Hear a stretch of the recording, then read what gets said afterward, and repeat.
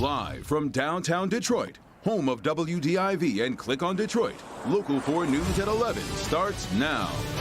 Her son was shot by police in Garden City. I'm frustrated, I'm mad, because I just feel like they shot my baby down, and they didn't have to do him like that. Tonight, she's pleading for answers into what happened more than a week and a half later. 20,000 Detroit students are set to return to in-person classes Monday, but most teachers won't be in the classroom. There will be a disconnect between family demand for in-person learning and teachers' willingness to teach in person. Superintendent Nikolai Vitti with a message to parents tonight. He's encouraging all students to return Monday. But next week is going to look a lot different, with the district estimating only about 20% of its teachers willing to come back to the classroom right now. Mara McDonald following this. She's downtown. Mara, this means a lot of those students who return in person may only see a teacher on a computer screen, I guess. Well, Devin, that is true, and that's what a majority of those students are going to be faced with. Still, Dr. Vitti thinks it's important for students to come back to the physical building, to the classroom, that a more structured learning environment really moves that learning process along. He also thinks that more Detroit teachers are going to come back to the job once they see all the efforts that are being done to mitigate COVID. Take a look. A little more than 40% of Detroit students want to come back to the classroom. That's about 20,000 children. But only between 20 to 30% of teachers are willing to return in person. I encourage all parents to send their children to school if they feel comfortable and safe, to start regularity and consistency with the learning process. Right now, that learning process is going to look different for each student. Mainly younger ones may have all in-person classes. Others may have some in-person and online, but thousands will still have virtual learning just in a school setting. Many of our teachers are, there's still a level of fear. Still a level of not being comfortable, totally comfortable with returning to face-to-face instruction. Dr. Vitti estimates about 1,000 students will have complete in-person instruction. I'd be lying if I weren't disappointed. You know, as a leader, I think it's important to always protect the organization and to protect the people within the organization. But I also think it's important to speak truth to when you don't feel like you're meeting the mark on the student side and on the family side, because that's who we serve. The superintendent says the district has all CDC recommended COVID mitigation strategies in place, like constant cleaning, a max of 20 children per classroom, as well as offering teachers an extra $750 per quarter if they return to in-person learning. Vitti is hopeful more teachers will return as the days go by. Martin says it's going to take money and mental health services to speed it along. We're going to need services relative to trauma. We need mental health services. We need services that are going to help folks work through what we've gone through, what we've all gone through. Back here live, Dr. Vitti and President Martin are going to be touring various schools on Monday so that everybody can see the COVID-19 mitigation processes that are in place. Martin says he too thinks that more teachers are going to start returning to the classroom once they feel more comfortable with what's happening. We're live downtown tonight. I'm Mara McDonald. Back to you. Well, Mara, so vaccines have to be a role in here somewhere, right? You know, they are not really an issue here, Devin, and that's something that both the administration and the teachers union are both very appreciative of. The city of Detroit prioritized Detroit teachers to receive vaccines. Right. So if they wanted a vaccine, they've had access to it. This isn't really, at least according to Martin, it's not a vaccine issue, it's a comfort level issue. Back to you. Because that's what the vaccine, of course, is supposed to provide for a lot of folks right now. All right, Mara.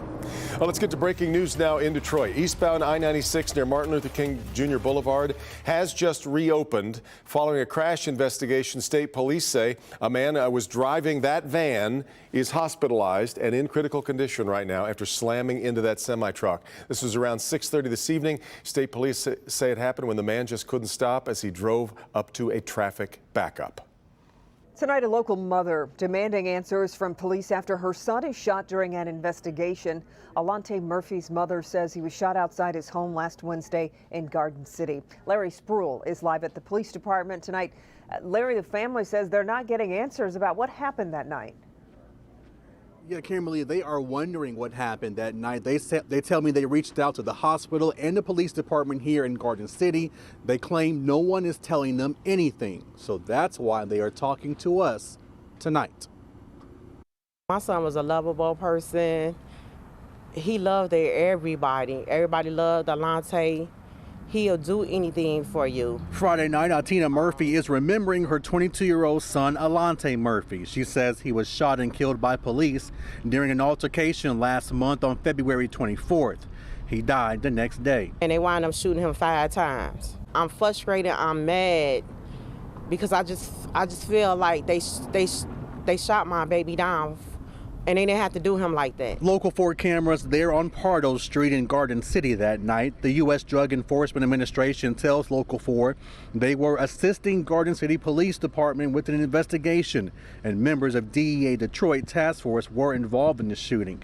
Officers from several departments surrounded the house after the shooting, but Altina says she doesn't know why police shot her son outside his home. I don't know nothing, and they won't tell us anything. So that's why I'm trying to find out what happened to my son. She says no one would tell her at the hospital either. Me and my mother waited in the car for 4 hours, and the detective finally called me and told me that it was an altercation with my son at his house. I want justice for my son. And since the shooting, we have reached out to multiple agencies that were there at the scene. Police aren't saying much about that shooting or the officers involved. We are live at the Garden City Police Department tonight. Larry Spruill, Local 4. Okay, Larry. Mayor Duggan trying to clear up his comments on the Johnson & Johnson vaccine. The mayor calls it highly effective at preventing hospitalizations and deaths, just like the Pfizer and Moderna vaccines. It says, quote, "The only reason we chose to not accept the first shipment of Johnson & Johnson was that we had enough capacity with Moderna and Pfizer to handle the 29,000 first and second dose appointments scheduled for the coming week, which already put us very close to our capacity at our current locations," end of quote. Mayor went on to say the city has always intended to make the Johnson & Johnson vaccine available once the city needed it. The Senate is one step closer to approving President Biden's COVID relief bill following a deal on emergency unemployment benefits. Under the agreement, the bill will provide $300 in federal weekly unemployment benefits through September 6th. The version the House passed provided $400. The bill also includes $1,400 in direct payments for most Americans. The bill is still on track to get passed this weekend.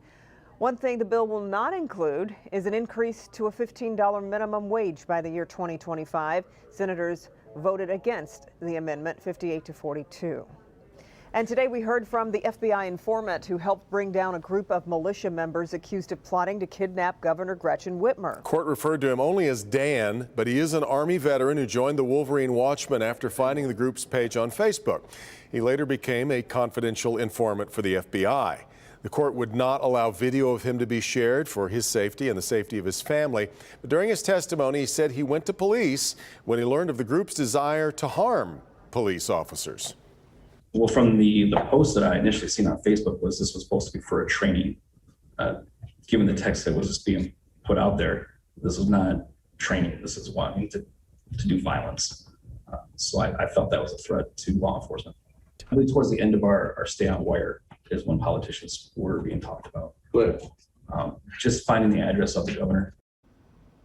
The hearing is going to determine whether 3 of the men charged in the kidnapping plot will stand trial. They'll take a little while off here. The hearing set to continue March 29th. Prosecutors charged 2 Detroit brothers in the deadly shooting of a 17-year-old woman. 18-year-old Jay Sean White and 17-year-old Patrick White were in court today on murder, assault, and guns charges. Both pleaded not guilty. The brothers and another man are accused of robbing and shooting the woman last week near Warren and Southfield Roads on Detroit's west side. Today, Governor Whitmer visited with members of the Michigan National Guard protecting the Capitol in D.C. Michigan sent about 1,000 National Guard service members in January following the January 6th insurrection. Their deployment runs until March 12th. Governor's already said she had no plans to extend their deployment, but her visit also comes after several troops were sickened by undercooked and raw food they were served while on duty. Governor has called on the contractor that was supplying the food to be fired. Still ahead, the bomb squad is called to a Macomb County home. Yeah, police found a pipe bomb in that home. That wasn't the only surprise inside. That's coming up. Let's check in with Andrew.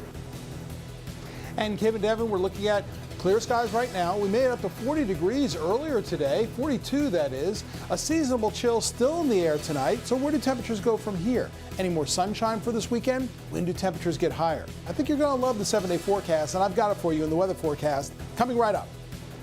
All right, Andrew, but first, an Oakland County deputy saves a man found unconscious in a moving truck. No, I had to run and put it in park. The remarkable rescue caught on video next.